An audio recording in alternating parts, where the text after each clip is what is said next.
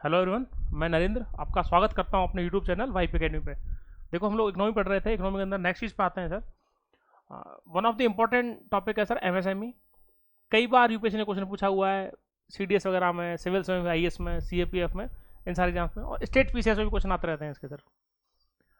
MSME important क्यों है? जो चीज़ सबसे ज़्यादा काम की है सर, कि ये पढ़ क्यों रहे, रीजन क्या है उसका सर? सबसे ज़्यादा रोजगार देता है, सबसे ज़्यादा एम्प्लॉयमेंट जनरेशन है इस इंडस्ट्री के अंदर। ये एक सेक्टर है, एकमात्र अकेला सेक्टर है जो आपका कितना रोजगार दे रहा है सर?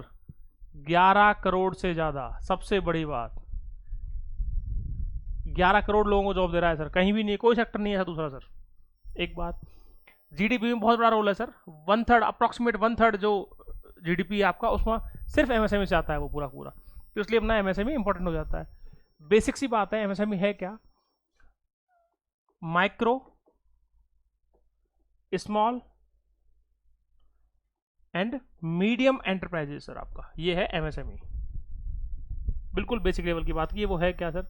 छोटे लेवल के जो लघु उद्योग जो होते हैं आपके, उन्हें बोला जाता है सर एमएसएमई। ठीक है।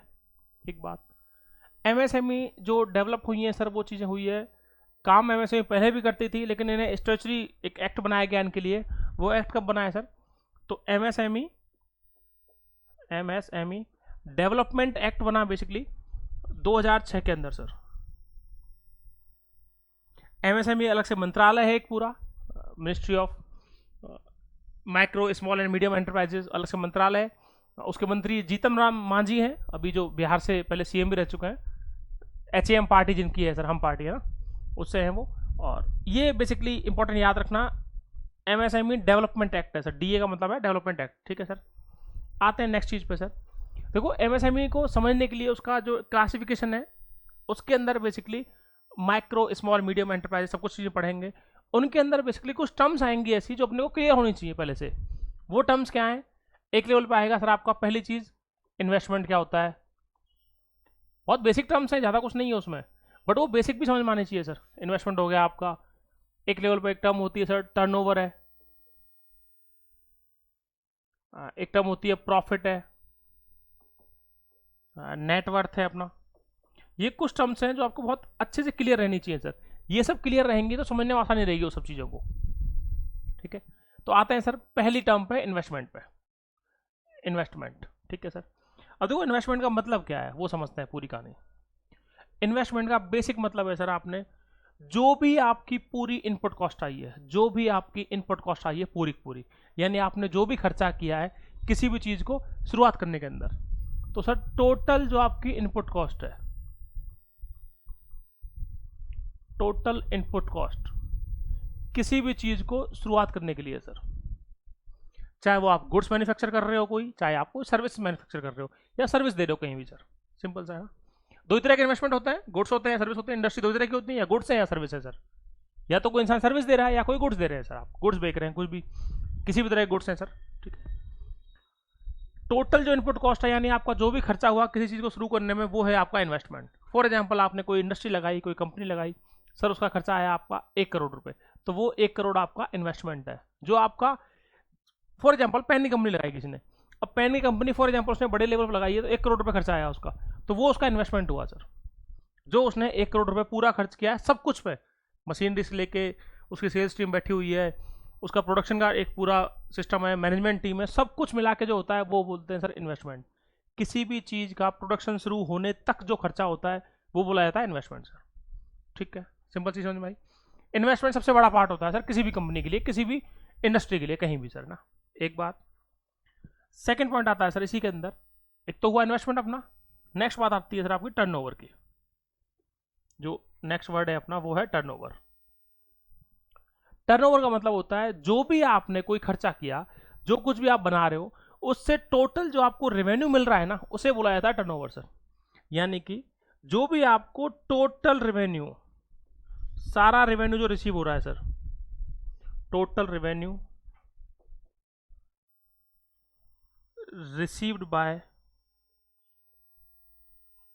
सेल्स, जो भी आपने कोई सामान बेचा, कोई भी आपने गुड्स है, सर्विस है, जो कुछ भी है सर, जैसा भी कोई मैन्युफैक्चरिंग कर रहे हो आप, कोई इंडस्ट्री है आपकी, उसमें जो भी सेल कर रहे हो आप, जो भी सामान बेच रहे हो पूरा पूरा, उससे जो आपको रेवेन्यू इकट्ठा हो रहा है ना, उस रेवेन्यू को बोला जा रहा है सर आपका टर्नओवर। सिंपल सा, समझना है यहाँ फर्क सर। कुछ लोगों को टर्नओवर प्रॉफिट में कंफ्यूज होते रहते हैं हमेशा, अभी डिफरेंस समझ में आ जाएगा। टर्नओवर क्या हुआ, टोटल जो आपने, वापस से आ जाते हैं सर पेन के एग्जाम्पल पे। मान लो उस कंपनी जिसका इन्वेस्टमेंट था 1 करोड़, उसका टारगेट रहता है कि वो हर साल, कंपनी जो है हर साल 1 लाख पेन बनाएगी फॉर एग्जाम्पल। उस कंपनी का है कि सर वो 1 लाख पेन बनाने वाली है बेसिकली, ठीक है। ये पेन एग्जाम्पल के लिए ले रहे हैं सर, एग्जाम्पल के लिए 1 लाख पेन बनाने वाली हर साल, वो 1 लाख पेन बेचेगी हर साल बना के। कौन उसका सर टारगेट है बनाने का, ठीक है। बनाने लग भी गई मान लो वो, अब उसने 1 साल के अंदर 1 लाख पेन बना दी है। फॉर एग्जाम्पल ये पेन जो है 10 रुपये का, सर ये है नहीं है, ये तो काफ़ी का है, ये तो भैया बहुत ज़्यादा का आता है, लेकिन बता रहा हूँ एग्जाम्पल के लिए, एग्जाम्पल की समझने के लिए। अगर कोई पेन 10 रुपये का 20 रुपये का पेन है सर, मान लो वो 10 रुपये का पेन है, तो 10 इंटू 1 लाख, 10 लाख जो है वो उसका क्या हुआ, टर्नओवर हुआ सर, सिंपल सा। तो जो 10 लाख रुपए मिलेंगे ना उसको, वो 10 लाख रुपए उसके टर्नओवर होंगे। सिंपल बात सर। इससे हमें ये फर्क नहीं पड़ रहा कि टोटल रेवेन्यू कितना आ रहा है उस चीज को बेचने से, वो हमारा टर्नओवर है सर, सिंपल सा। ये हुई बेसिक बात, ठीक है सर। यानी कंपनी जो है वो कितना पैसा कमा रही है, प्रॉफिट नहीं है, उदाहरण रखना, वो रेवेन्यू है। रेवेन्यू और प्रॉफिट में फर्क होता है सर, ठीक है। एक लेवल पे दोनों बातें समझ में आई। अब आते हैं सर अपन प्रॉफिट पे, कि आपको प्रॉफिट क्या होता है। प्रॉफिट जो है ना सर, बिल्कुल इजी लैंग्वेज में, वो है आपका जितना आपने इन्वेस्टमेंट किया था, जो आपका टर्नओवर मिल रहा है आपको, जो भी आपका टर्नओवर आ रहा है उसमें से आपके खर्चे माइनस कर लो सर, माइनस एक्सपेंसेस। जो भी आपका टर्नओवर है उसमें से अगर एक्सपेंस माइनस कर दी जाए, कम कर दिया है, तो वो आपका प्रॉफिट निकल जाएगा।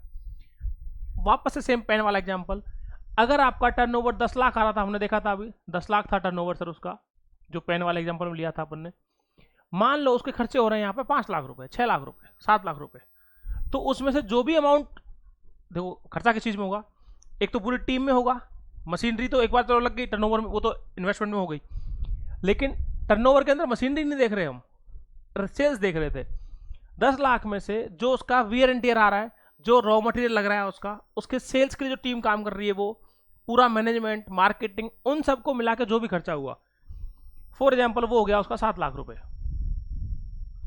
तो सर वो जो 3 लाख रुपए बच रहा है ना, वो उसका नेट प्रॉफिट है। यानी कंपनी जो है वो 30% का प्रॉफिट कर रही है उस एक पर्टिकुलर जो पेन वाली कंपनी है वो सर, 1 साल के अंदर 30% प्रॉफिट चल रहा है उसका 10 लाख के ऊपर। सिंपल चीज। तो प्रॉफिट सिंपल समझ में आया सर अपने को। अब आते हैं अपन सर अगली बात पे। एक टर्म सुनी होगी नेटवर्थ सर, एक टर्म और है नेटवर्थ, क्योंकि ये सब अभी यूज आएगा, अपन जब पढ़ेंगे ना इसको आगे एमएसएमई वगैरह को, तो उसमें काफी काम आने वाला है। देखो नेटवर्थ जो है उसका सिंपल सा मतलब है सर, आपकी पूरी किसी भी उसकी जो वैल्यूएशन होती है ना, टोटल वैल्यूएशन जो होती है किसी भी कंपनी की, उसे बोलते हैं net worth sir. Total valuation of A firm, firm या कंपनी,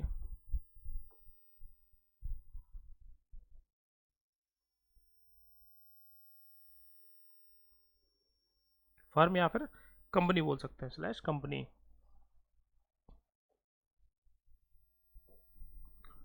कोई भी कंपनी, उसके पास सारे असेट्स की वैल्यू मिला के, उसके चाहे उसके मूवेबल असेट्स हैं, मूवेबल असेट्स हैं, जो कुछ भी उसके पास चीजें हैं, उन सब की वैल्यू को मिला के क्या बोलते हैं सर, टोटल वैल्यूएशन जो है वो उसकी नेटवर्थ होती है किसी भी कंपनी की। ये हुई सिंपल सी बात। तो इन टर्म्स के बाद अपने को, अब अपन जब क्लासिफिकेशन करेंगे ना एमएसएमई का, तो आपको बहुत इजीली समझ में आने वाला है वो सर। ठीक है सर, आते हैं नेक्स्ट बात पे सर। देखो ये हुई अपनी बात सर क्लासिफिकेशन की। ठीक है सर, अभी क्या हुआ है बेसिकली, 2006 में तो एक्ट बन गया था, 2006 से एमएसएमई काम कर रही है, सब कुछ चीज़ है, बट सर इन्होंने क्या चेंज किया अभी सरकार ने जो है, रिवाइज्ड, यानी क्लासिफिकेशन पहले ये था उसको चेंज करके दूसरा किया है, अभी नया क्लासिफिकेशन लेके आए। नया कब लेके आए, 2020 में लेके आए सर। पहले क्या था बेसिकली, वो डिस्कस कर लेते हैं एक बार को। तो होगा क्या, कराने को हम डायरेक्टली आपको नया बता सकते थे, लेकिन पुराना वाला इसलिए बता रहे हैं, कुछ लोग हो सकता है सर पुरानी बुक से पढ़ रहे हो, किसी के पास पुराने नोट्स हो कहीं किसी के पढ़े हुए, तो वो कंफ्यूज ना हो, उसको ये कंफ्यूजन क्रिएट ना हो कि अरे यार सर ने यहाँ गलत पढ़ा दिया और हमने तो कुछ और पढ़ा हुआ है। अगर 2020 तक की कोई किताब है तो भैया उसमें पुराना वाला आएगा, 20 के बाद की किताब में ये आएगा सर। ठीक है, तो दोनों समझ में आने चाहिए। पहले क्या कर रखा था इन लोगों ने, मैन्युफैक्चरिंग और सर्विस दोनों के अलग अलग क्राइटेरिया थे। देखो दो ही चीज होती हैं, या तो आप गुड्स बनाते हो या सर्विस देते हो। इंडस्ट्री दो ही तरह की होती है, तीसरी एग्जिस्ट ही नहीं करती कहीं भी सर, है ना। जो मैन्युफैक्चरिंग थे उनके लिए, जैसे माइक्रो था तो उसके लिए इन्वेस्टमेंट था 25 लाख रुपए का। 25 लाख रुपए तक का इन्वेस्टमेंट जो है, अप टू 25 लाख, 25 लाख तक का इन्वेस्टमेंट जो है वो माइक्रो में आ रहा था। 5 करोड़ तक का आ रहा था स्मॉल में इन्वेस्टमेंट, और मीडियम में आ रहा था आपका 10 करोड़ तक का सर। ठीक है, एक बात ये थी यहाँ पे। सर्विस के अंदर कर रखा था इन्होंने, सर्विस में था माइक्रो के लिए 10 लाख रुपए इन्वेस्टमेंट, स्मॉल के लिए 2 करोड़ रुपए, और मीडियम के लिए आपका 5 करोड़ रुपए। यानी एक चीज अगर सिंपल अपने को इस बात में समझ में आ रही हो सर, कि आपका जो इन्वेस्टमेंट है मैन्युफैक्चरिंग में वो ज्यादा है किससे, सर्विस से। और ये सच भी है सर, क्योंकि जब कभी आपको कोई सर्विस देनी होती है तो उनमें उसके अंदर इनपुट कॉस्ट बहुत कम आती है as compare to manufacturing goods. अगर आप कोई मैन्युफैक्चरिंग कर रहे हो, कोई सामान बना रहे हो, तो उसके अंदर कॉस्ट ज़्यादा आएगी, क्योंकि उसमें आपको पूरा रॉ मटेरियल से लेकर सब कुछ चाहिए होता है। सर्विस में आपको सिर्फ एक सर्विस डिलीवर करनी है, आपको रॉ मटेरियल नहीं चाहिए पूरा। एक ये बेसिक डिफरेंस रहता है। तो सर्विस में इनपुट कॉस्ट बहुत कम होती है हमेशा, और मैन्युफैक्चरिंग गुड्स में आपके सर्विस कॉस्ट, आपकी कॉस्टिंग ज़्यादा आती है, इनपुट कॉस्ट जो होती है वो बहुत ज़्यादा आती है। उसका सिंपल सा रीजन है सर, सर्विस के अंदर हो सकता है चांस ज़्यादा होते हैं आपके, लेकिन सर्विस में आपको क्वालिटी बहुत सी देनी पड़ती है। मैन्युफैक्चरिंग में क्वालिटी हल्की भी होगी तो भी चल जाता है लोगों का सर, सिंपल सा है ना। ये हुई सर एक बात। अब देखो नया जो चेंज किया, उस नए में क्या चेंज किया उन्होंने, रिवाइज जो है एमएसएमई, अब क्या किया उन्होंने, मैन्युफैक्चरिंग को और आपके सर्विस को दोनों को मर्ज कर दिया सर। दोनों क्राइटेरिया मर्ज कर दिया, अब एक ही क्राइटेरिया रह गया बेसिकली, है ना। तो इसीलिए इसको कंपोजिट बोला जा रहा है। जो लेटेस्ट है ना उसमें कंपोजिट बोल रहे हैं, कंपोजिट क्राइटेरिया, यानी इन्वेस्टमेंट और आपका एनुअल टर्नओवर दोनों को मिक्स करके वो एक साथ ले आए सर, एक ही के सिंपल से उस पर, यानी मैन्युफैक्चरिंग और सर्विस के लिए दोनों के लिए सेम कर दिया सर। तो वो क्या है, माइक्रो का तो कर रखा है सर, अगर आपका इन्वेस्टमेंट 1 करोड़ से कम है और टर्नओवर अगर आपका 5 करोड़ तक है, समझना किसी भी एंटरप्राइज का, किसी कंपनी का इन्वेस्टमेंट अगर 1 करोड़ तक है और उसका टर्नओवर 5 करोड़ तक है तो उसे बोला जाएगा सर माइक्रो। एक बात, किसी का अगर इन्वेस्टमेंट है 10 करोड़ तक और आपका टर्नओवर आ रहा है 50 करोड़ रुपए तो उसको बोला जाएगा sir small enterprise, small enterprise होगी। मीडियम में इन्वेस्टमेंट हो जाएगा 50 करोड़ और टर्नओवर हो जाएगा आपका 250 करोड़, सिंपल सा सर। अब देखो इसमें एक कॉमन चीज अगर आप देख रहे हो तो लगभग 5 गुना है, एग्जैक्टली 5 गुना है सर सबके अंदर। माइक्रो में इन्वेस्टमेंट 1 करोड़ है तो टर्नओवर कितना है 5 करोड़। ये ध्यान रखना सर, इस साइन की वैल्यू है, इस साइन का इंडिकेशन क्या है, अप टू या फिर लेस देन। 5 करोड़ तक का इन्वेस्टमेंट, 1 करोड़ तक का इन्वेस्टमेंट, 10 करोड़ तक का इन्वेस्टमेंट, समझना सर। इन्वेस्टमेंट अगर 1 करोड़ तक का है तो माइक्रो बोलेंगे, टर्नओवर अगर 5 करोड़ तक का है। तो अब क्या है, वो क्राइटेरिया इजी कर दिए, मैन्युफैक्चरिंग हो सर्विस हो वो सब के लिए, दोनों के लिए एक कर दिया कॉमन। तो ये कॉमन क्राइटेरिया चल रहा है सर अभी फिलहाल आपके लिए। अपने को यही याद रखना, ध्यान रखना सर ये वाला, क्योंकि अब अगर आप इंडस्ट्री डेवलप करते हो अपनी, अगर आपको कोई इंडस्ट्री खोलनी है, अपनी कंपनी खोलनी है, कुछ भी किसी भी चीज़ के लिए, तो सर आपको इस वाले क्राइटेरिया के थ्रू काम करना पड़ेगा। ये वाला काम का नहीं है आपको कोई भी, बट ये नॉलेज के लिए पता होना चाहिए सर, कि अपन कंफ्यूज ना हो उसके लिए, ठीक है। हालांकि ज़्यादा क्वेश्चन नहीं आने इसमें, क्वेश्चन इसमें से आने सर, आप ध्यान रखना आने वाले टाइम में। तो काम का आपने यही है, नया वाला क्लासिफिकेशन यही है, और 2020 में हुआ, ये ध्यान रखना सर, ठीक है। होता क्या है, जब भी आप कोई बिजनेस स्टार्ट करते हो ना, कोई बिजनेस हो कैसा भी, सर आपको एमएसएमई के अंदर रजिस्टर करना होता है उसको, अगर वो कॉर्पोरेट नहीं है तो। यानी 250 करोड़ से नीचे तक का अगर कोई बिजनेस है तो सर वो आपका एमएसएमई रजिस्टर्ड होता है बकायदा। उद्यम पोर्टल है अपना, उस उद्यम पोर्टल पर रजिस्टर करना पड़ता है आपको। तो उसके लिए अपने को ब्रीफिंग पता होनी चाहिए कि आप उसमें कौन सी वैल्यू डालोगे, आप माइक्रो बोलोगे, अपनी को स्मॉल बोलोगे या मीडियम बोलोगे, ठीक है सर। एक बात समझ में आई अपने को यहाँ पे कहानी सर। अब आते हैं अपन अगली बात पे सर, ठीक है, नेक्स्ट चीज करते हैं सर। इसके बाद ये हुआ अपना एक लेवल पे डेफिनेशन जो है एमएसएमई की वो चेंज करिए, उसके बारे में बात हुई सर। नेक्स्ट पॉइंट आता है सर अपना इसके बाद में, कि जो अपना जैसे एमएसएमई है उसकी इतनी ज़्यादा इंपॉर्टेंस क्यों है, तो वो सारी चीज़ें डिस्कस करते हैं। और वो क्या है, देखो सर, एमएसएमई कंट्रीब्यूट कितना कर रही है सर। अगला पॉइंट क्या है अपना, कि एमएसएमई जो है भैया कंट्रीब्यूट कितना कर रही है सर, ठीक है। 11 करोड़ नौकरियां सर, सबसे पहला पॉइंट। 11 करोड़ जॉब्स दे रहा है, सबसे बड़ा सेक्टर है जो सबसे ज्यादा जॉब दे रहा है। इससे ज्यादा जॉब कोई सेक्टर नहीं दे रहा है इंडिया में सर, कहीं भी किसी भी इंडस्ट्री नहीं दे रही। 22 से 23% अकेला है टोटल एम्प्लॉयमेंट का सर। समझ पा रहे हैं अपन? टोटल जो एम्प्लॉयमेंट है इंडिया के अंदर उसका लगभग 22-23% अकेला देता है सर ये, ऑन एन एवरेज। उससे बड़ी चीज सर, टोटल एमएसएमई कितनी है इंडिया के अंदर? 90 मिलियन है सर, बोले तो 9 करोड़ सर, है ना। 9 करोड़ टोटल एमएसएमई है इंडिया के अंदर। एक बात, जीडीपी के अंदर 30% हिस्सा सर, ये नेक्स्ट इंपॉर्टेंट पॉइंट, कि टोटल जो जीडीपी है अपनी, उस जीडीपी के अंदर 30% हिस्सा दे रहा है सर ये। टोटल जीडीपी कितनी है अपनी? 2.7 के आसपास है अभी, 2.7 2.8 है, तो उसमें से 30% यानी 1 ट्रिलियन के आसपास लगभग सर, अप्रोक्सीमेट। टोटल जो मैन्युफैक्चरिंग आउटपुट है अपना कंट्री का, टोटल जो मैन्युफैक्चर होता है उसका 45% अकेला कौन दे रहा है सर? एमएसएमई दे रहा है अपना। बहुत बड़ा अमाउंट है सर, 45%, नंबर दिख रहा होगा आपने को। 45% अकेला एमएसएमई दे रहा है पूरे मैन्युफैक्चरिंग आउटपुट का। जितने भी अपने एक्सपोर्ट होते हैं कंट्री के, इंडिया जो भी सामान एक्सपोर्ट करता है पूरी दुनिया में, जो हमारे सामान जा रहे हैं पूरी दुनिया सर, अक्रॉस द ग्लोब, उसका 48% अकेला सिर्फ एमएसएमई दे रहा है। इसलिए इंपॉर्टेंट हो जाता है एमएसएमई सर। इसीलिए गवर्नमेंट एमएसएमई को बहुत प्रमोट कर रही है, बहुत जोर दे रहे हैं। जो आपका आत्मनिर्भर भारत अभियान है ना, उसके लिए बहुत ज़्यादा इस पर इम्पिटस कर रहे हैं सर, इसको बहुत फोकस किया जा रहा है एमएसएमई को, क्योंकि इसको बैकबोन बोला जा रहा है, इसीलिए बैकबोन बोलते हैं। MSME is the backbone of country. ठीक है सर। जितनी भी एमएसएमई है, अभी अपन डिस्कस किया था उद्यम पोर्टल सर, ये रहा उद्यम पोर्टल पे 15% जो एमएसएमई वो रजिस्टर्ड है वहाँ पे। एमएसएमई साहब सीन क्या है, करोड़ वाली बहुत कम है। बेसिकली एमएसएमई छोटे लोगों ने गांव में छोटे लेवल पे स्टार्ट करी हुई है, 2 लाख 5 लाख 10 लाख का इन्वेस्टमेंट है और वो चल रहा है सर बेसिकली। और वो ही जॉब ज़्यादा देते हैं बेसिकली, आपको बताऊं, क्योंकि बड़े जो ये आपको अडानी अम्बानी दिखते हैं, जॉब नहीं देते सर, ज़्यादा नहीं देते हैं, ध्यान रखना इस चीज़ को। 11 करोड़ जॉब ना अडानी दे रहा ना अम्बानी दे रहा, दोनों मिलकर भी नहीं दे रहे हैं सर।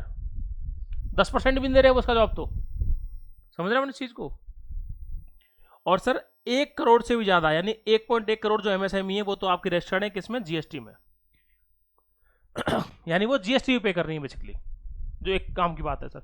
1 करोड़ है सर जीएसटी का, आपको पता ही है कि जीएसटी के अंदर आने के लिए आपको 35 लाख ज़्यादा टर्नओवर होना चाहिए पूरे साल का, तो 35 लाख ज़्यादा काम आपकी कम से कम 1 करोड़ कर रही है, तो 1 करोड़ इंटू 35 लाख तो सर बड़ा नंबर आ जाता है। इसीलिए जीडीपी में बड़ा कॉन्ट्रीब्यूशन है इसका।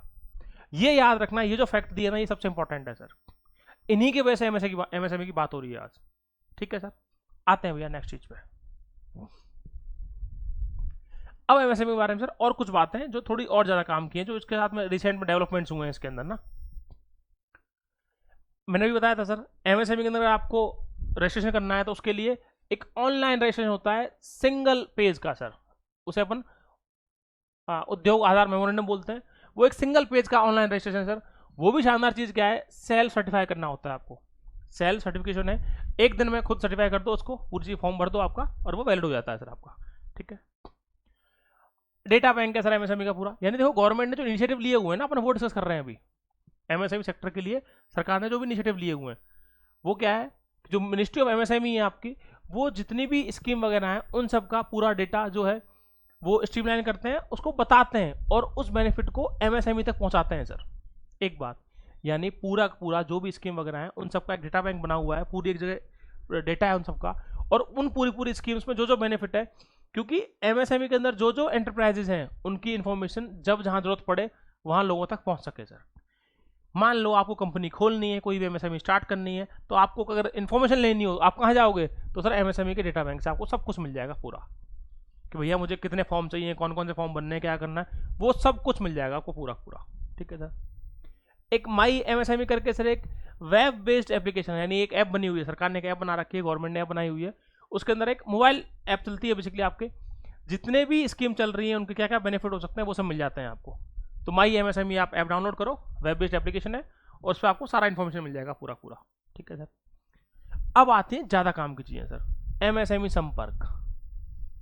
सीधे क्वेश्चन आते हैं ये, एमएसएमई संपर्क क्या है, संबंध क्या है, समाधान क्या है, इस तरह की चीज़ें सर ना।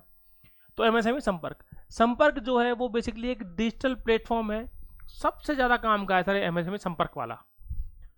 एक डिजिटल प्लेटफॉर्म है जहां पर जो जॉब सीकर्स हैं, यानी जिन्हें नौकरी चाहिए, वो लोग अपनी इंफॉर्मेशन दे सकते हैं वहाँ पे कि भैया हमें जॉब नौकरी चाहिए, हम लोगों ने जो है वो एमएसएमई के अंदर ट्रेनिंग की हुई है, किसी भी पर्टिकुलर आपने जो भी ट्रेनिंग की है किसी तरह की, और उसी प्लेटफॉर्म पे जो जॉब सीकर हैं वो हैं, और जो लोग जॉब देने वाले हैं, रिक्रूटमेंट करते हैं, वो भी उसी जगह पर हैं सर।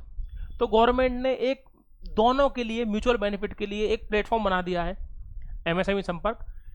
किसी को जिसको नौकरी चाहिए वो आ सकता है वहाँ पे रोजगार लेने के लिए, और जो रोजगार दे रहा है, जो नौकरी दे रहा है सर, वो दोनों रजिस्ट्रेशन करेंगे वहाँ पे, और कोई चार्ज नहीं उसका कैसा भी सर, और वहाँ से आपको सीधी इन्फॉर्मेशन मिल जाती है, और एमएसएमई के अंदर आपको नौकरी मिल जाएगी। इसीलिए वो नौकरी ज़्यादा दे पा रहे हैं। मेन रीजन वही है कि बहुत शानदार सिस्टम डेवलप किया हुआ है गवर्नमेंट ने। इससे सर म्यूचुअल बेनिफिट होता है दोनों का, भाई नौकरी जिसको चाहिए उसको भी, और जो नौकरी दे रहा है उसको भी सर, क्योंकि उसे जिसको नौकरी देनी है उसके पास बल्क में लोग मिल जाते हैं एक साथ में, तो वो इजी रहता है उसके लिए शॉर्ट लिस्ट करना उनको उस तरह से, और जिन्हें नौकरी चाहिए उनके लिए भी इजी रहता है कि ठीक है भैया 10 कंपनी है जो अभी नौकरी दे रही है इस फील्ड में दे रही है सर आपको। ठीक है, एमएसएमई संबंध, भैया ये सवाल आए हुए हैं, ध्यान रखना। जैसे एमएसएमई संबंध जो है, इसके अंदर क्या है बेसिकली, जो भी सरकार प्रोक्योरमेंट करती है, प्रोक्योरमेंट का मतलब है सरकार जो सामान खरीदती है, गवर्नमेंट जितना भी सामान खरीदती है, जो भाई एमएसएमई जो सामान बना रही है, तो गवर्नमेंट ने रूल क्या किया हुआ है, मिनिमम 25% जो एनुअल प्रोक्योरमेंट है वो कहां से होना चाहिए, एमएसई से होना चाहिए। यानी आपका माइक्रो और स्मॉल एंटरप्राइजेस जो हैं, जो छोटी वाली 3 थी, सबसे छोटी, बीच वाली और एक सबसे बड़ी, तो जो स्टार्टिंग की 2 हैं उनसे होना चाहिए सर, माइक्रो और स्मॉल एंटरप्राइजेस से, वहां से पूरा आना चाहिए मिनिमम 25%। और कौन खरीद रहा है, वो गवर्नमेंट खरीद रहा है सर। जितनी भी सेंट्रल मिनिस्ट्री है, सरकारी जो केंद्रीय मंत्रालय हैं अपने वो, और जितने भी पीएसयूज हैं, सीपीएसई जिन्हें बोलते हैं सर, सिंपल सा पीएसयूज को बोलते हैं, पब्लिक सेक्टर अंडरटेकिंग या फिर सेंट्रल पब्लिक सेक्टर एंटरप्राइजेस। मतलब क्या हुआ सर, सिंपल सा, आपकी गेल भेल सेल जो होती है, जैसे गेल है अपने gas authority of India limited, भेल है आपकी भारत हैवी जो है आपकी इलेक्ट्रॉनिक्स लिमिटेड, और आपकी OIL है ऑयल इंडिया लिमिटेड, ये सब चीज़ें, इंडियन ऑयल हो गई, ये सब चीज़, तो ये जितनी कंपनियां हैं उन सबको अपन पीएसयूज बोलते हैं, सीपीएसई बोलते हैं। जहां सरकार का स्टेक जो है, सरकार मालिक कितने % की है, 51% से ज़्यादा की है सर, उसे बोलते हैं अपन पीएसयूज। ठीक है, तो जो आपकी संबंध है वो स्कीम बेनिफिट दे रही है किसको, एमएसईज को, जो आपकी एसएमईज हैं अपनी, उनको बेनिफिट दे रही है सर एक लेवल पे। ठीक है, नेक्स्ट आती है एमएसएमई समाधान। एमएसएमई समाधान सर सिविल्स में क्वेश्चन पूछा हुआ है, ध्यान रखना सर। एमएसएमई संबंध सीडीएस में क्वेश्चन आया हुआ है सर, इसलिए पढ़ा रहे हैं आपको। ये सवाल आते हैं सीधे, यूपीएससी क्वेश्चन पूछती है इन पे। अब देखो सेम स्कीम है, एमएसएमई संपर्क, संबंध, समाधान और संभव, चारों को मैच द फॉलोइंग करा सकती है वो। चारों में से किसी एक के बारे में दे देगी और 4 ऑप्शन लिख देगी। सर हमें एमएसएमई तो समझ में आ रहा है, लेकिन चारों ही एमएसएमई के बारे में भैया, समझ रहे काम की बात। तो एमएसएमई समाधान जो है वो है बेसिकली एक पोर्टल डेवलप किया हुआ सरकार ने, जो कि जितने भी पेंडिंग पेमेंट हैं, जो भी पेंडिंग पेमेंट है उनके बारे में पूरी इंफॉर्मेशन देता है आपको। यानी सरकार के साथ में या स्टेट गवर्नमेंट के साथ में जो जो आपके माइक्रो और स्मॉल एंटरप्राइजेज हैं, उनके जहां जहां पेमेंट पेंडिंग है, ड्यू है, उनके लिए पूरी इंफॉर्मेशन मिल जाएगी। कहां पे आपको, एमएसएमई समाधान पे। सेंट्रल गवर्नमेंट साथ में जो भी प्रोक्योरमेंट कर रही है, यानी सेंट्रल गवर्नमेंट है, स्टेट गवर्नमेंट है, जहां जहां से पेमेंट ड्यू है एमएसएमईज के, तो वो उससे उस पोर्टल पर इंफॉर्मेशन मिल जाएगी आपको पूरी। बार बार ऑफिस नहीं भटकना पड़ेगा आपको, सरकार के वहां जाकर चक्कर नहीं लगाने पड़ रहे आपको। शानदार है सर एमएसएमई समाधान, बढ़िया चीज है ना एकदम। आते हैं सर नेक्स्ट चीज पे। नेक्स्ट है एमएसएमई संभव। संभव जो है सर वो बेसिकली नेशनल लेवल का अवेयरनेस प्रोग्राम है, कि लोग जो हैं वो जॉब सीकर जो है नौकरी लेने से ज्यादा काम करें किस चीज के ऊपर सर, एंटरप्रेन्योरशिप के ऊपर। यानी लोगों के अंदर एंटरप्रेन्योरशिप की भावना जगे। सरकार चाहती है इस चीज को कि लोग नौकरी मांगने के बजाय नौकरी देने वाले बने। ठीक है, हालांकि ये सिर्फ कहने से नहीं होता सर, पैसा भी चाहिए होता है ना। हर कोई चाहता है मालिक बनना, लेकिन पैसा जरूरी है सर, ना। गांधी जी के बिना कुछ नहीं होता, मतलब जो मुद्दे की बात है।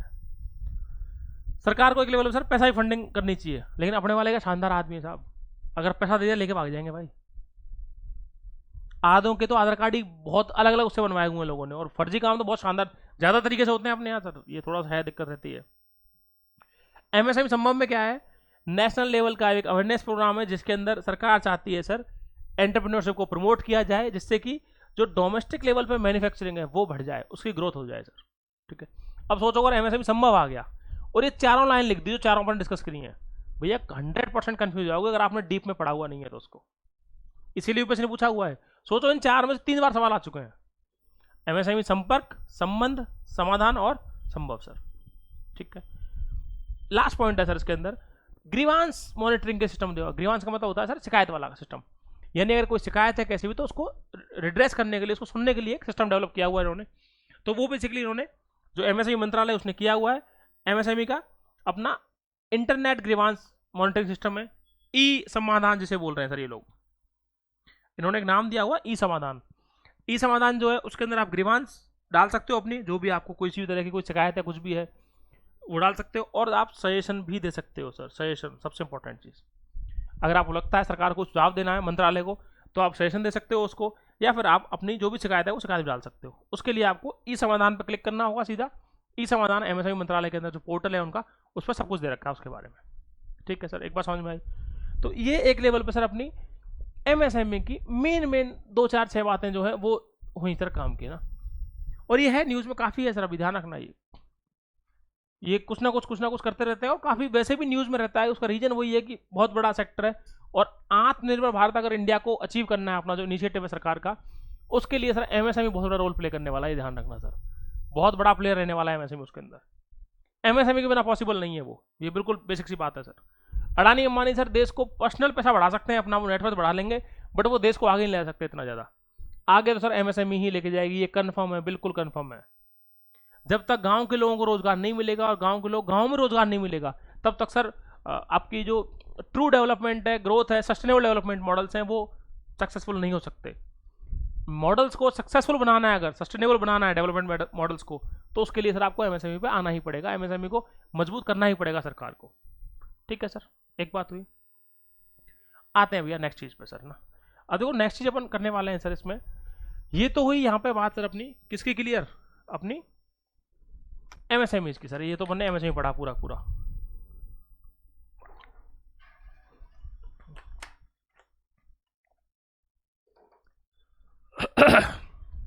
पढ़ते हैं सर नेक्स्ट चीज पे। देखो अभी रिसेंटली एमएसएमई क्लियर हुआ अपना पूरा। अभी रिसेंट में अगर अपन ने नाम सुना है सर, एक ऑर्गेनाइजेशन होती है, एजेंसी है बेसिकली एक, इरेडा। ठीक है सर, इरेडा को अभी रिसेंट में सर नवरत्न कंपनी का स्टेटस दिया गया है। 100% सवाल आ सकता है सर, 100% बिल्कुल पूरे चांस हैं। ये तो क्लियरली लिख ही लेना भैया, जो लोग भी जहाँ कहीं पढ़ रहे हो वो क्लियरली लिख लेना चीज़ को कि इरेडा को, क्योंकि 2024 के मई में दिया गया है, जस्ट 1-2 महीने पहले। अभी जून ही निकला है सर, जुलाई स्टार्ट ही हुआ है अभी, तो समझ सकते हैं नवरत्न स्टेटस दिया गया। नवरत्न गिनी चुनी कंपनियां हैं देश के अंदर, तो नवरत्न स्टेटस मिला है किसको, इरेडा को सर। अब थोड़ी बात इरेडा कर लेते हैं और नवरत्न स्टेटस वगैरह पढ़ लेते हैं। इरेडा क्या है सर आपका, बेसिकली रिन्यूएबल एनर्जी के अंदर है sir, Indian renewable energy development agency. ठीक है सर, इरेडा जो है वो आपकी 1987 में बनाई गई थी सर। सरकार की कंपनी है, सरकार का स्टेक है, पीएसयू है, सिंपल सी बात सर, है ना। किसके लिए काम करती है, रिन्यूएबल एनर्जी के लिए सर बेसिकली। ठीक है, एक बात। अब जो क्वेश्चन यही पूछ लेंगे कि इसको नवरत्न स्टेटस दिया है, तो नवरत्न स्टेटस की बात है तो सर वो क्वेश्चन यही बन सकता है इसके बैकग्राउंड में कि भैया नवरत्न स्टेटस के लिए कंडीशन क्या क्या होती हैं, 3-4 कंडीशन होती हैं, वो सब देखते हैं, और अपन वो सभी पढ़ने वाले हैं अभी नेक्स्ट, इसके बाद जो अभी आएगा उसमें वही पढ़ेंगे नवरत्न स्टेटस के लिए। अब नवरत्न आ रहा है तो आपको नवरत्न पता होना चाहिए, आपको महारत्न पता होना चाहिए, आपको मिनी रत्न पता होना चाहिए। मिनी रत्न में भी कैटेगरी हैं 2, वो पूरी इन्फॉर्मेशन अपने को क्लियर रहनी चाहिए सर कि वो किस तरह काम कर रही है चीज़ें। ठीक है सर, तो अपन एक लेवल पर सर अभी इरेडा समझ के, रिन्यूएबल एनर्जी जो आपकी नॉन कन्वेंशनल एनर्जी है उसके लिए काम कर रहा है बेसिकली, और इसका अच्छा खासा काम चल रहा है सर अभी। जो अपनी जितनी भी ये सब चीज़ें डेवलप होनी है, हाइडल पावर है अपना पूरा, आपका जितने भी रिन्यूएबल सोर्स है एनर्जी के, अपना विंड हो गया, सोलर हो गया, ये सब चीज़ें, इन सब पे काम चल रहा है लगातार सर। ठीक है, तो उसका डेवलपमेंट के लिए काम करती है सरकार की एजेंसी इरेडा, 1987 में बनी है। ठीक है सर, नेक्स्ट बात पे आते हैं। नेक्स्ट पढ़ते हैं सर अपन, नेक्स्ट चीज जो है अपना पॉइंट वो है अपना महारत्न, नवरत्न, मिनी रत्न, इनकी कैटेगरी सर कैसे कैसे काम कर रही है और कितनी कितनी क्या चीजें होती हैं। ठीक है सर, सबसे छोटी देखो, सबसे बड़ी होती है इसमें महारत्न, उससे छोटा लेवल होता है नवरत्न का, और सबसे छोटा होता है मणिरत्न का। यानी किसी भी कंपनी को पहले जो भी, ये होती किसकी है सर? सरकार, ये ध्यान रखना। जो भी रत्न स्टेटस है वो सब के सब सरकार देती है, ध्यान रखना। गवर्नमेंट देती है पर्टिकुलर, ध्यान रखना सर, सेंट्रल गवर्नमेंट। उसमें भी कौन? सेंट्रल गवर्नमेंट देती है सर, ठीक है। पहले कोई भी कंपनी बनेगी मणिरत्न बनेगी, जो भी पीएसयूज हैं आपकी वो मणिरत्न बनेंगी। उसके बाद उसे टैग मिलता है नवरत्न का, देन लास्ट टैग मिलता है उसे महारत्न का सर, ठीक है। एक बात याद रखना, बहुत सिंपल सी, ठीक है। अब से इरेडा की बात करें तो इरेडा जो है वो कौन सी है? क्या नवरत्न बनी है सर अभी? नवरत्न कौन सी बनी है? वो 17वीं है सर, ध्यान रखना। इरेडा जो है आपकी वो 17th है। सवाल यही बन जाएगा, वो यही पूछ लेंगे कि भैया कौन सी टोटल। तो इसका मतलब क्या हुआ? नवरत्न कितनी हुई टोटल? 17 है सर देश में। महारत्न कितनी है? 13 है सर। मणिरत्न कितनी है अपनी? 76 है भैया। ये है सिंपल सी बात सर, ठीक है। एक बात, अब आते हैं इनके क्लासिफिकेशन में सर, कैसे कैसे चीजें काम कर रही हैं। देखो मणिरत्न वाली जो स्कीम थी सरकार ने कब लेके आई थी? 1997 के अंदर सर, ठीक है। यानी जो स्टेटस देंगे मणिरत्न का, वो स्टेटस मिलना स्टार्ट हुआ 1997 के अंदर, ठीक है सर। गवर्नमेंट ने स्टार्ट किया, गवर्नमेंट पीएसयूज को देती है, बेसिक बात, सिंपल सी बात सर। इसके अंदर होता क्या, इनको बेनिफिट क्या मिलता है सर? कुछ ना कुछ सरकार जो है वो एक्स्ट्रा इनको बेनिफिट दे रही होती है, इन्हें इन्वेस्टमेंट वगैरह वो सब एक्स्ट्रा मिल जाता है। कंडीशन क्या क्या चाहिए सर उसके लिए? पहली कंडीशन है सर 30 करोड़ रुपए का या उससे ज्यादा का किसी भी एक साल में, पिछले 3 साल में से प्रॉफिट किया हो। वो पीएसयू जिसने 30 करोड़ से ज्यादा का नेट प्रॉफिट रहा हो टैक्स देने से पहले सर, उसका नेट प्रॉफिट हो, टैक्स काट के नहीं, pre tax profit sir, simple सा 30 करोड़ रुपए का पिछले 3 साल में से किसी भी एक साल में सर। पहली बात ये कंडीशन है सर, ठीक है। नेटवर्थ पॉजिटिव हो सर। पॉजिटिव नेटवर्थ का मतलब होता है सिंपल सा, वो कंपनी किसी भी तरीके से घाटे में ना चल रही हो। यानी ऐसा नहीं है कि पिछली बार 100 करोड़ की थी, इस बार जो है 90 करोड़ की हो गई, तो वो 100 से 110, 120, 30 बढ़ना चाहिए, पॉजिटिव होनी चाहिए, तो ग्रोथ रेट पॉजिटिव होनी चाहिए। वो बन सकती है सर मणिरत्न। उसमें भी मणिरत्न कौन सी? Category 1 sir. तो पहले मणिरत्न कैटेगरी 1 बनती है, कोई भी पीएसयू जो होती है, पीएसयू बनती है, ध्यान रखना, पीएसयू या फिर CPSU, central public sector enterprises sir, ठीक है। पहले स्टेटस 1 मिलेगा उनको, फिर आता है सर जो जो उनके पास कैटेगरी 1 में आ गए, जो लगातार से काम करते आ रहे हैं, वो कैटेगरी 2 में आ जाते हैं सर। मणिरत्न कैटेगरी 2 में आ सकते हैं। उनके साथ में सीन क्या है सर? उन्हें जो मेन चीज है, किसी भी तरह का डिफॉल्ट नहीं होना चाहिए, पहली बात, और वो पिछले 3 साल से लगातार सर प्रॉफिट में चल रही हो, ठीक है। ये इंपॉर्टेंट है सर, पॉजिटिव नेटवर्क चल रही हो और लगातार से पिछले 3 साल से लगातार वो जो है आपकी कैटेगरी 1 मिल गया पहले नेटवर्क आपका मणिरत्न कैटेगरी 1। उसके बाद कैटेगरी 2 के लिए अप्लाई कर सकते हैं वो, कि अगर वो उस चीज के लिए है सरकार खुद बना देगी सर, सरकार की तो है पूरी चीजें। एग्जाम्पल है, जैसे कैटेगरी 1 की बात करूं मैं, तो कैटेगरी 1 का एग्जाम्पल है सर अपना एयरपोर्ट्स अथॉरिटी ऑफ इंडिया, सुना होगा सर, एआई, सारे एयरपोर्ट जो मैनेज करते हैं सब कुछ चीजें, ठीक है सर। कैटेगरी 2 का एग्जाम्पल है सर आपका सिंपल सा, जैसे अभी जो इन्होंने बनाया हुआ है सर आपका, एक तो ये Bharat pumps and compressor limited है, category 2 Bharat pumps and compressor. देखो ये सब अपन ज़्यादा सुनते नहीं है क्योंकि ये बहुत ज़्यादा उसमें न्यूज़ में रहते नहीं है। मणिरत्न सबसे छोटी कंपनी होती है इन तीनों में। बाकी आपका artificial limbs and manufacturing corporation of India जो है वो हो गया। ये सब आपका एग्जाम्पल है कैटेगरी 1 कैटेगरी 2 के सर मणिरत्न के। जो जो कंपनियां मणिरत्न है वही आगे जाके महारत्न में बनती है, और महारत्न वाली नवरत्न बनती है, नवरत्न से महारत्न बनेगी, ठीक है सर। बात आते हैं सर मणिरत्न इस पे, नवरत्न पे। मणिरत्न से कंपनी बनेगी क्या? नवरत्न सर। तो नवरत्न के लिए कंडीशन क्या है? नवरत्न भी सेम कहानी है सर, 1997 के अंदर स्कीम लॉन्च हुई। नवरत्न और मणिरत्न दोनों एक साथ स्टार्ट की थी, ये बाद में स्टार्ट की है सर, ठीक है, महारत्न वाली।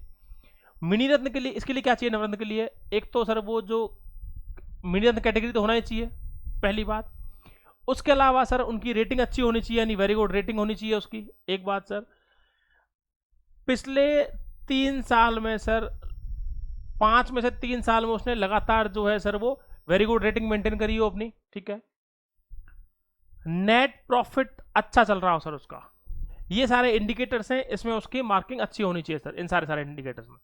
नहीं है सर कोई जरूरत डीप में पढ़ने की सर, ठीक है। बट एक लेवल में समझ में आना चाहिए अपने को कि प्रॉफिट होना चाहिए इंटरेस्ट के ऊपर, उसका टर्नओवर अच्छा चल रहा होना चाहिए, नेटवर्थ पॉजिटिव रहनी चाहिए, सारी बात है सर। नेटवर्थ पॉजिटिव का मतलब क्या हुआ, हर साल लगातार बढ़ रही है। 500 करोड़ थी, 510 हुई, 520, 530, ऊपर ही आ रहा है ग्राफ, नीचे नहीं आना चाहिए लगातार सर, ठीक है।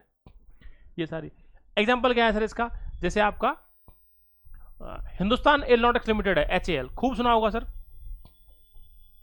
अपने डिफेंस में बनाते रहते हैं, मैन्युफैक्चरिंग जो होती है वो HAL करता है पूरी मैन्युफैक्चरिंग। तो वो जो है आपका, वो अभी का स्टेटस क्या है उसका, नवरत्न है वो सर, ठीक है। इरेडा हो गया आपका, अभी बनाया नवरत्न बन गया उसको, इरेडा। तो उसके लिए क्वेश्चन आ सकता है, नवरत्न के लिए आ सकता है क्वेश्चन। तो उसमें ध्यान रखना सर, नेटवर्थ वगैरह पॉजिटिव रहनी चाहिए, वो 3 साल याद रखना बस आप, 3 साल नेटवर्थ पॉजिटिव चल रही है उसकी भी, और उसके बाद मिनी रत्न का कैटेगरी स्टेटस 1 होना चाहिए, यानी मिनी रत्न कैटेगरी होनी चाहिए उसके पास, और उसके अलावा ये सारी चीजें होनी चाहिए सर, ठीक है। अब आते हैं सर मेन पे, आपकी महारत्न पे, कि महारत्न का मेन इंपैक्ट क्या है। महारत्न कब स्टार्ट हुई सर आपकी स्कीम, 2010 के अंदर, ये ध्यान रखना। महारत्न जो है वो 2010 में स्टार्ट हुई। जो जो बड़ी CPSEs है, मेगा जिन्हें बोलते हैं, मेगा CPSE सर आपकी, उनके लिए स्टार्ट की है ना, जिससे कि वो इंडिया में तो बड़ी बनी गई हैं, उन्हें ग्लोबली अगर अपनी रीच पहुंचानी है, ग्लोबली शानदार बनाना है, तो उसके लिए काम कर रहे हैं सर, चीजें हो रही हैं। इनके लिए चीज क्या है सर, पहली कंडीशन नवरत्न स्टेटस होना चाहिए सर, पहली बात तो, सबसे पहली बात तो नवरत्न स्टेटस होना चाहिए। उसके बाद जो स्टॉक एक्सचेंज है अपना, उसके अंदर लिस्टेड होनी चाहिए सर, वो सबसे मेन चीज। सेबी के रेगुलेशंस को फॉलो करनी चाहिए सर, उसके अंदर एक मिनिमम शेयर होल्डिंग होती है वो होनी चाहिए उसके पास, पब्लिक शेयर होल्डिंग होनी चाहिए सर, लिस्टेड होनी चाहिए कहां पर, स्टॉक एक्सचेंज में, ठीक है सर। स्टॉक एक्सचेंज समझ रहे हैं ना, BSE NSE ये सब जो है, बॉम्बे स्टॉक एक्सचेंज वगैरह सर, वो सारी बात है सर। एनुअल टर्नओवर जो है, एवरेज एनुअल टर्नओवर जो है कितना होना चाहिए, 25,000 करोड़ से ज्यादा होना चाहिए पिछले 3 साल में। महारत्न बनने के लिए 25,000 करोड़ टर्नओवर होना चाहिए, एनुअल एवरेज टर्नओवर पिछले 3 साल में सर, ठीक है। एनुअल जो नेटवर्थ है पिछले 3 साल की, वो होनी चाहिए 15,000 करोड़ रुपए पिछले 3 साल में। लास्ट 3 ईयर्स के अंदर जो आपकी एनुअल नेटवर्थ है, वो सर आपकी 15,000 करोड़ रुपए होनी चाहिए, ध्यान रखना सर, ठीक है। जो एनुअल नेट प्रॉफिट है उसका टैक्स देने के बाद में कितना रहना चाहिए, 5,000 करोड़ रुपए सर पिछले 3 साल में। ये बेसिकली कुछ मेन कंडीशंस हैं जो होनी चाहिए।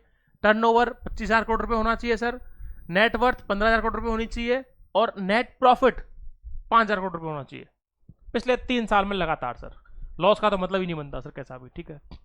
एग्जाम्पल क्या है सर, अभी अपन बात कर रहे थे, भेल हो गया अपना, गेल हो गया अपना, कोल इंडिया लिमिटेड हो गया, ये सारे सर, जैसे CIL है आपका, कोल इंडिया लिमिटेड है, ये सब चीजें, ये सारे आपके महारत्न है। महारत्न सबसे बड़ी कैटेगरी होती है, नवरत्न उससे छोटी होती है, मिनी रत्न सबसे छोटी होती है सर, ये है बेसिकली। तो इनके कभी डायरेक्टली क्वेश्चन आ सकते हैं सर, सीधे बिल्कुल सिंपल क्वेश्चन। तो अपन इन चीजों को ध्यान रखें, और क्वेश्चन आते हैं सर इसके, बहुत क्वेश्चन आते हैं, कई बार UPSC ने कई बार पूछे हुए हैं, तो अपन कभी भी कंफ्यूज ना हो सर इन सब चीजों को लेकर, ठीक है। न्यूज में क्यों है इरेडा वाली बात याद रखना सर, ये तो लिख लेना कॉपी में अलग से, इरेडा 100% आ सकता है। यही पूछ लेंगे एजेंसी किस चीज की है, काम क्या करती है वो, तो रिन्यूएबल एनर्जी के लिए काम कर रही है सर आपका, और लेटेस्ट में इसको नवरत्न स्टेटस मिला है, 17th है ये, पहले 16 हुआ करती थी, अब 17वीं हो गई है। 17वीं कौन है, इरेडा ही है सर आपकी। टोटल महारत्न कितनी है, 13 है, नवरत्न कितनी है, 17 है, और ये 76 है सर आपकी, ठीक है। नंबर से नहीं पूछेंगे, चांस कम है, बट ये स्टेटमेंट आ सकता है कि it became the 17th Navratna in India, तो स्टेटमेंट सही है सर। वो एक लेवल पे पूरी कहानी समझ में आई सर अपने को, नवरत्न की और MSME की सारी बातें, ठीक है सर। पढ़ते रहें और मिलते हैं सर अपने को नेक्स्ट वीडियो के अंदर नेक्स्ट टॉपिक के साथ में सर, ठीक है। Okay, thank you.